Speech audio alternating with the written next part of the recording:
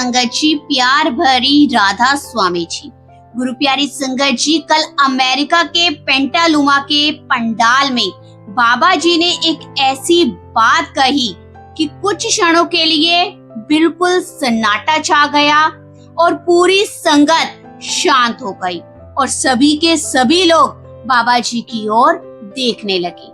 कल बाबा जी ने एक बहुत बड़ी बात कही। बाबा जी ने कहा कि चाहे आप बाबाओं की प्रशंसा करें या उनकी निंदा करें, उससे कोई अंतर नहीं पड़ता। बाबा जी जब स्टेज पर पधारे तो बहुत सी संगत भावुक हो गई। अनेक श्रद्धालु जो थे वो रोने लगे। कुछ स्थानों से तो लोगों की जोर जोर से रोने की आवाज भी सुनाई देने लगी। कल पेंटालुमा का अंतिम दिन था। बाबा जी ने वहां अपना अंतिम कार्यक्रम किया और अब अगले वर्ष तक सभी को उनके पुनः आने का इंतजार रहेगा। जब कार्यक्रम समाप्त हुआ और बाबा जी स्टेज से नीचे उतरे, तब भी बहुत सी संगत की आंखों में आंसू थे। कल बाबा जी ने पैदल दर्शन तो नहीं दिए, लेकिन हजूर जी ने स्वयं पैदल चलकर पूरी संगत को अपने दर्शन दिए। यह दृश्य देखकर सारी संगत भावुक हो गई। पेंटालुमा में कल एक ऐसी घटना भी हुई जिसे सुनकर आप भी हैरान रह जाएंगे। वहां मौजूद लोग भी उसे देखकर दंग रह गए। उस घटना का पूरा विवरण हम आपको अपनी कल की वीडियो में बताएंगे, इसलिए आने वाले दोनों वीडियो अवश्य देखिएगा और उसे अवश्य सुनिएगा। आज हम आपके साथ पेंटालुमा में रविवार को हुए प्रश्न उत्तर कार्यक्रम की मुख्य बातें साझा करने जा रहे हैं। बाबा जी और हजूर के प्रश्न उत्तर कार्यक्रम की शुरुआत करते हैं। सबसे पहले यह भी आपको बता दें कि बाबा जी का अगला कार्यक्रम अमेरिका के हवाई राज्य के होनोलुलु में होने वाला है। वह स्थान बहुत ही सीमित है। यहाँ तक कि अमेरिका में रहने वाले बहुत से सेवादार और बहुत से श्रद्धालु जो पेंटालुमा कार्यक्रम में शामिल हुए थे, उन्हें भी वहां जाने की अनुमति नहीं मिल पाई है। इसलिए यदि हवाई कार्यक्रम से कोई प्रश्न उत्तर या विशेष समाचार हमारे पास पहुंचता है तो हम उसे भी अवश्य आपके पास साझा जरूर करेंगे। अब प्रश्न उत्तर कार्यक्रम की शुरुआत करते हैं। एक लड़के ने बाबा जी से प्रश्न किया कि बाबा जी, भजन सिमरन में हमारा संतुलन नहीं बन पाता, कभी मन लगता है कभी नहीं लगता, हमें क्या करना चाहिए बाबा जी? बाबा जी ने बहुत ही प्रेम और सहज से उत्तर दिया, बेटा, हमें भजन सिमरन में संतुलन बनाने की चिंता नहीं करनी चाहिए। हमें तो केवल महाराज जी के हुक्म का पालन करना है। एक ही हुक्म है, चाहे मन लगे या ना लगे, हमें नियमित रूप से भजन सिमरन करना है। जब हम अपनी ड्यूटी समझकर बैठेंगे तो संतुलन अपने आप बनने लगेगा। बाबा जी ने आगे बड़े ही प्यार से समझाया, हमें अपनी जिम्मेदारी समझकर रोज बैठना चाहिए। बैठने में कभी भी नागा नहीं डालना चाहिए। नियमित अभ्यास ही आगे का मार्ग खोलता है। इसके बाद एक बहन ने बाबा जी से प्रश्न किया कि बाबा जी, हम अपने बच्चों को आध्यात्मिकता कैसे सिखाएं? हम बहुत कोशिश करते हैं कि परमात्मा के मार्ग पर चले, लेकिन वह आध्यात्मिकता की ओर आकर्षित नहीं हो पाते। हमें बाबा जी क्या करना चाहिए? बाबा जी ने बड़े ही मुस्कुराते हुए उत्तर दिया, बेटा, हम किसी को भी आध्यात्मिकता नहीं सिखा सकते। आध्यात्मिकता किसी पर थोपी नहीं जा सकती, चाहे वह बच्चा हो चाहे कोई बुजुर्ग हो। यह भीतर से जागने वाली बात है।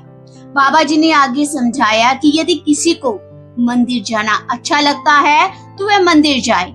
यदि किसी को गुरुद्वारे में शांति मिलती है तो वह गुरुद्वारे में जाए। यदि कोई कहीं और जाना चाहता है तो वह वहां जाए। हमें किसी को रोकना या मजबूर नहीं करना चाहिए। हमें केवल स्वयं एक अच्छा उदाहरण बनना है। जब बच्चे अपने माता पिता के जीवन में प्रेम देखेंगे, विनम्रता देखेंगे, सेवा भाव देखेंगे और भजन सिमरन करते देखेंगे, तो वे स्वयं ही उनसे प्रेरित होने लगेंगे और वह स्वयं कहेंगे कि हमारे माता पिता इस मार्ग पर चलते थे और उनका जीवन कितना सुंदर था। इसलिए बच्चों को उपदेश देने से बहुत ज्यादा अधिक आवश्यक है कि हम अपने जीवन से उन्हें प्रेरणा दें। हम अगर नित्य-नेम करेंगे, हम अगर भजन सिमरन करेंगे, हम अगर अभ्यास करेंगे, तो हमारे बच्चे ये देखकर भी अपने आप आध्यात्मिकता से जुड़ जाएंगे। इसके बाद एक भाई ने हजूर जी से प्रश्न किया, हजूर जी, आजकल अलग अलग धर्मों के लोग एक दूसरे को बहुत निशाना बनाते हैं, एक दूसरे के बारे में बहुत कुछ कहा जाता है। ऐसे समय में हमें क्या करना चाहिए? तो हजूर जी ने बहुत ही शांत भाव से उत्तर दिया, बेटा, धर्मों और जातियों के नाम पर होने वाले मतभेद पहले भी होते रहे हैं और आगे भी होते रहेंगे। इन बातों से घबराने की या परेशान होने की कोई आवश्यकता नहीं है। हजूर जी ने आगे समझाया, सोचो धर्म की शुरुआत कैसे हुई। जब कोई पूर्ण गुरु संसार में आते हैं तो वे हमें जीवन जीने का सही मार्ग बताते हैं। लोग उनकी शिक्षा पर चलते हैं, लेकिन जब वे अपना शरीर छोड़ देते हैं तब धीरे धीरे लोग उनकी शिक्षा को सीमित कर देते हैं, उसे चार दीवारी के अंदर बांध देते हैं, फिर वही अलग अलग धर्म और पंथ बन जाते हैं। उन्होंने कहा, हमें धर्म और जाति से ऊपर उठकर गुरु की शिक्षा को अपनाना चाहिए। हमें यह सीखना चाहिए कि संसार में रहते हुए परमात्मा की भक्ति कैसे करनी है, प्रेम, सेवा और निम्रता के साथ जीवन कैसे जीना है। हजूर जी ने आगे समझाया, धर्म इसलिए बने थे कि मनुष्य ईश्वर की ओर बढ़ सके। जो व्यक्ति ईश्वर से दूर है वे उसके निकट आए, जो नास्तिक है वे आस्तिक बने। लेकिन दुर्भाग्य से हम आपस में ही लड़ने लगे और धर्म के वास्तविक उद्देश्य को हम लोग भूल गए। इसके बाद एक बहन खड़ी हुई, उसे बाबा जी से प्रश्न किया, बाबा जी, मैं अभी अभी संत मत में आई हूँ, मैंने अभी इस मार्ग पर चलना शुरू किया है, मुझे लगता है कि मैं सबसे पीछे खड़ी हूँ, कृपया मुझ पर भी अपनी दया बनाए रखिए। बाबा जी ने बड़े ही मुस्कुराते हुए और प्रेम से बोले, बेटा, तुम सबसे पीछे नहीं खड़ी हो, तुम तो आगे आ चुकी हो। जरा अपने पीछे देखो, कितने लोग हैं जो आज भी इस अवसर की प्रतीक्षा कर रहे हैं। तुम तो आज हमारे सामने खड़ी होकर प्रश्न पूछ रही हो, इसलिए अपने आप को सबसे पीछे मत समझो। जैसे ही बाबा जी ने ये बात कही, पूरा का पूरा पंडाल हंसी से गूंज उठा, संगत प्रेम से मुस्कुराने लगी।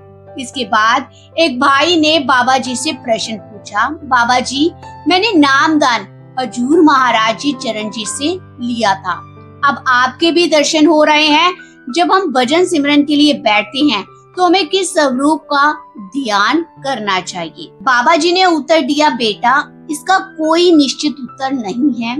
हमारा काम केवल भजन सिमरन के लिए बैठना है, ध्यान हमारे बस की बात नहीं है। जब मन एकाग्र होगा, ध्यान अपने आप होगा। उन्होंने आगे बताया, जिस सद्गुरु से आपको नामदान मिला है, मन की एकाग्रता होने पर उसी का स्वरूप का ध्यान स्वाभाविक रूप से आएगा। जब भीतर एकाग्रता बढ़ेगी तब परमात्मा के दर्शन भी उसी कृपा से होंगे। इसके बाद एक भाई ने बाबा जी से प्रश्न पूछा, बाबा जी, पहले नामदान लेना चाहिए या पहले विवाह करना चाहिए? हजूर जी मुस्कुराए और बोले, पहले विवाह वाला लड्डू खा लो, उसके बाद नामदान ले लेना। इतना सुनते ही बाबा जी भी मुस्कुराते हुए बोले, पहले शादी कर लो, जब शादी के बाद पति तुम्हें थोड़ा डांटेगी या कुछ समझाएगी तब तुम अपने आप भजन सिमरन में बैठने लगोगे। उस समय तुम्हें लगेगा कि अब तो भजन सिमरन ही सबसे बड़ा सहारा है। बाबा जी की ये बात सुनकर पूरा का पूरा पंडाल जोरदार ठहाकों से गूंज उठा। हजूर जी भी मुस्कुरा रहे थे और संगत भी इस सहज और प्रेमपूर्ण वातावरण का आनंद ले रही थी। इसी बीच एक बहन ने भावुक होकर प्रश्न किया, बाबा जी, मेरा विश्वास धीरे धीरे कम होता जा रहा है। मेरा छोटा बच्चा बहुत बीमार है, उसे अभी तो जीवन शुरू ही किया है। उसे ऐसा कौन सा कर्म किया होगा कि उसे इतना कष्ट मिल रहा है? मैंने भी ऐसा क्या किया है कि मुझे इतना दुख सहना पड़ रहा है। कभी कभी मेरा विश्वास डगमगाने लगता है। बाबा जी ने बड़े ही करुणा के साथ सहजता से उत्तर दिया, बेटा, जब हम इस संसार में आते हैं तो अपने कर्मों का हिसाब साथ लेकर आते हैं। जो कर्म हमने किए हैं उनका फल हमें अवश्य मिलता है। केवल इस जन्म के ही नहीं, अनेक जन्मों के कर्म हमारे साथ चलते हैं। बाबा जी ने आगे समझाया, गुरबानी भी यही सिखाती है, जो बीजे सो लूणे, कर्मा सदड़ा खेत। अर्थात जैसा कर्म हम करेंगे वैसा ही फल मिलेगा। चाहे कर्म इस जन्म के हो या पिछले जन्म के, उनका फल भोगना ही पड़ता है। उन्होंने आगे समझाया, बच्चा भी अपने कर्मों के अनुसार ही जन्म लेता है, उसे भी अपने कर्मों का फल भोगना पड़ता है। इसलिए ये मत सोचो कि किसी के साथ अन्याय हो रहा है, परमात्मा का न्याय पूर्ण है। बाबा जी ने आगे समझाया, चाहे कोई हमारी प्रशंसा करे, चाहे कोई हमारी आलोचना करे, उसमें कोई अंतर नहीं पड़ता, लेकिन कर्मों का हिसाब हर व्यक्ति को स्वयं देना पड़ता है। आगे बाबा जी ने कहा, यदि हम नियमित भजन सिमरन करेंगे तो मालिक हमें अंदर से इतनी शक्ति, इतनी मजबूती देता है कि हमें अपने दुखों और अपनी कठिनाइयों को सहजता से सहना आ जाता है।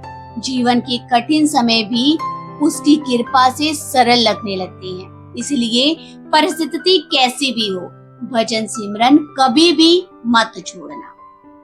आगे एक भाई ने प्रश्न किया हजूर जी से, हजूर जी, जब मैं भजन सिमरन के लिए बैठता हूँ तो मेरे माथे पर बहुत जोर पकड़ता है। ऐसा लगता है जैसे मैं ध्यान लगाने की पूरी कोशिश करने में अपने सिर पर दबाव डाल रहा हूँ। मुझे क्या करना चाहिए? हजूर जी ने बड़े ही प्यार के साथ उत्तर दिया, बेटा, भजन सिमरन करते समय माथे पर बिल्कुल भी जोर नहीं डालना चाहिए। हमें बहुत ही सहज और बहुत ही आराम से बैठना चाहिए। ध्यान किसी प्रकार के शारीरिक दबाव से नहीं आता। जब मन शांत होगा तो ध्यान अपने आप आने लगेगा। इसके बाद उसी भाई ने दूसरा प्रश्न किया, हजूर जी, आत्मा क्या है? क्या आत्मा भी किसी प्रकार का शरीर है? हम कहते हैं कि मृत्यु के बाद आत्मा चली जाती है। वास्तव में आत्मा क्या होती है? तो हजूर जी ने उत्तर दिया, आत्मा ही सब कुछ है। आत्मा एक दिव्य शक्ति है। वास्तविक सत्य आत्मा ही है। आत्मा के बिना कुछ भी नहीं है।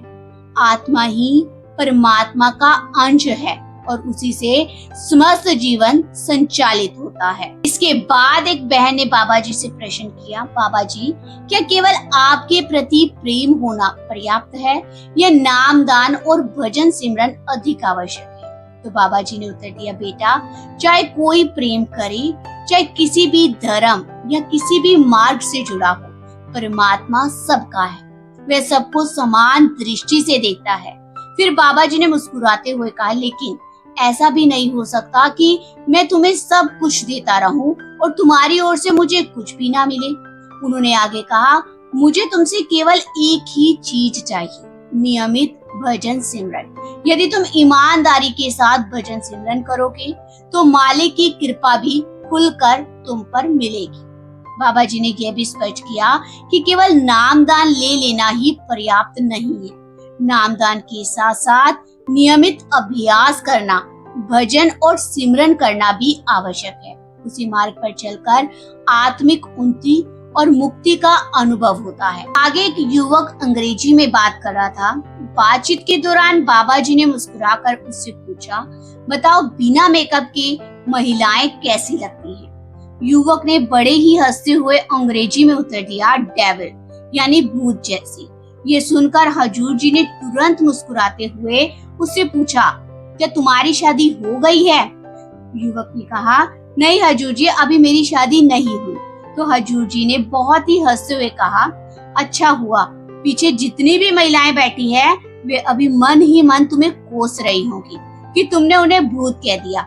इतना सुनते ही पूरा का पूरा पंडाल जोरदार ठहाकों से गूंज उठा। फिर बाबा जी ने भी मुस्कुराते हुए बात आगे बढ़ाई और कहा, अरे पुरुष भी कौन से कम हैं। महिलाएं तो मेकअप करके और भी सुंदर लग जाती हैं, लेकिन तुम लोग तो बिना मेकअप के भी कभी कभी भूत जैसे ही दिखाई देते हो। बाबा जी की ये बात सुनकर पुरुष भी खुलकर हंसने लगा और महिलाएं भी जोर जोर से हंसने लगी। पूरा का पूरा पंडाल का वातावरण बहुत आनंदमय हो गया। इसके बाद एक युवती ने बाबा जी से कहा, बाबा जी, आज की युवा पीढ़ी आपको बहुत पसंद करती है। बाबा जी ने मुस्कुराकर पूछा, अच्छा तो क्या अब मैं बूढ़ा हो गया हूँ इसलिए लोग मुझे कम पसंद करते हैं? युवती ने हंसते हुए कहा, नहीं बाबा जी, ऐसा नहीं है, सभी युवा आपका बहुत सम्मान करते हैं। बाबा जी ने मजाक करते हुए कहा, मैं तुम्हें ज्यादा डांटता या मारता तो नहीं हूँ, फिर भी तुम लोग मुझे इतना प्यार करते हो। पूरा पंडाल फिर से हंसी से गूंज उठा। फिर बाबा जी ने हंसते हुए कहा, अब ऐसा तो नहीं कि मुझे धक्का देकर कह दो कि अब हजूर जी आ गए हैं, आप अब घर जाइए। तो संगत जोर जोर से हंसने लगी। तब उस युवती ने बड़े ही प्रेम के साथ कहा, बाबा जी नहीं, आप तो हमारे पिता समान हैं। हजूर जी हमारे बड़े भाई, हमारे मित्र जैसे लगते हैं। ये सुनकर बाबा जी हजूर जी की ओर मुड़े और मुस्कुराते हुए बोले, देखो इसने मेरी 36 साल की कमाई पर पानी फेर दिया। पूरा पंडाल एक बार फिर जोर जोर से हंसने लगा। बाबा जी ने आगे हंसते हुए कहा, मुझे तो बूढ़ा बना दिया और हजूर जी को जवान और अच्छे इंसान की तरह पेश कर दिया है। इसके बाद एक बहन ने भावुक होकर बाबा जी के साथ एक प्रश्न किया, बाबा जी मुझे आप पर पूरा विश्वास है, मेरे जीवन में जो कुछ भी हुआ है वे सब आपकी अपनी कृपा से हुआ है। उसकी बात को सुनकर बाबा जी ने माहौल को थोड़ा हल्का करने के लिए मुस्कुरा कर कहा, मुझे भी अपनी बेटियों पर पूरा विश्वास है कि शादी के बाद वे अपने पतियों को अपना नौकर बनाकर रखेंगी और घर में अपनी ही मर्जी चलाएंगी। जैसे ही बाबा जी ने ये बात कही, पूरा का पूरा पंडाल ठहाकों से गूंज उठा।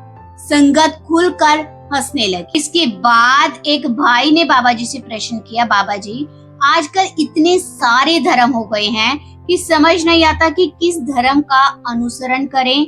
बाबा जी ने उत्तर दिया, बेटा धर्म का वास्तविक अर्थ है अपनी जिम्मेदारी को समझना। सबसे पहले हमें इंसानियत के प्रति अपनी जिम्मेदारी निभानी चाहिए। उन्होंने आगे कहा, इससे कोई अंतर नहीं पड़ता कि कोई गुरुद्वारे में जाए या मंदिर में, मस्जिद में जाए या चर्च में जाए, जहाँ भी जाए उसका उद्देश्य मन की शांति, प्रेम और परमात्मा की याद होना चाहिए।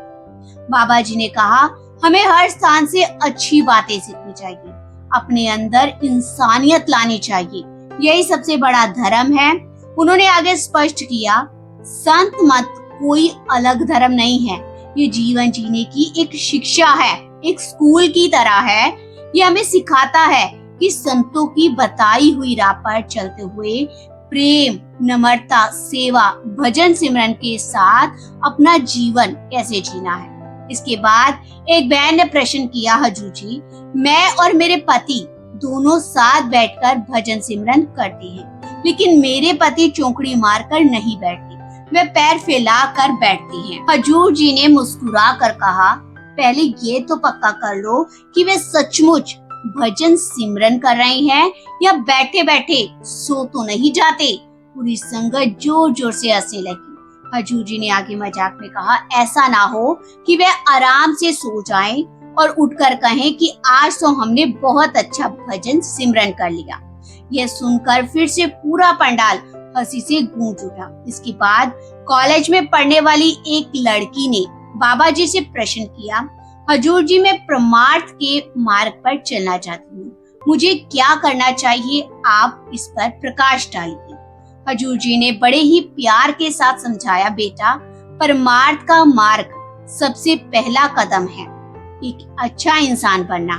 उन्होंने कहा कि मनुष्य चाहे संसार की कितनी भी दौलत क्यों न कमा ले, यदि उसके मन के अंदर शांति नहीं है तो उसे किसी भी चीज में सच्चा सुख नहीं मिलेगा। इसीलिए परमार्थ का सबसे पहला कदम अच्छा इंसान बनना है। इसके बाद हजूर जी ने गुरबानी की एक पंक्ति का उल्लेख करते हुए समझाया कि जो व्यक्ति केवल धन, मोह और संसारिक इच्छाओं में ही उलझा रहता है, वे चिंता और जन्म मरण के चक्र में भटकता रहता है। उन्होंने समझाया कि यदि मनुष्य केवल संसार के मोह में ही फंसा रहेगा और अपने जीवन का उद्देश्य भूल जाएगा तो आत्मिक उन्नति नहीं हो पाएगी। हजूर जी ने कहा, इसीलिए सबसे पहले एक अच्छा इंसान बनो। जब हमारे अंदर इंसानियत आएगी, प्रेम भरेगा, विनम्रता आएगी, तभी परमार्थ में भी वास्तविक प्रगति हो पाएगी। कार्यक्रम के अंत में बताया गया कि उस दिन पेंटालुमा में बहुत अधिक संगत पहुंची थी। सुबह का मौसम बड़ा ही ठंडा था, इसलिए बाबा जी और हजूर जी हल्के गरम कपड़े पहनकर आए थे। पूरे कार्यक्रम के दौरान बाबा जी बहुत खुश दिखाई दिए। उन्होंने संगत के साथ अनेक प्रेमपूर्ण और हास्य से भरे संवाद किए, जिससे पूरा का पूरा वातावरण आनंद में बना रहा। साथ संगत जी अंत में आपसे प्यार भरी विनती करेंगे कि अगर आपने अभी तक हमारे इस चैनल को सब्सक्राइब नहीं किया तो आप कृपया करके हमारे इस चैनल को सब्सक्राइब जरूर करें। बेल आइकन बटन पर भी ऑल पर क्लिक करें ताकि जब भी हमारी कोई नई वीडियो आए तो सबसे पहले उसका नोटिफिकेशन आपको मिल जाए। कमेंट में राधा स्वामी जरूर लिखिएगा। प्यार से राधा स्वामी जी। अब आपको मिलेंगे कल की वीडियो में। संगत जी प्यार भरी राधा स्वामी जी।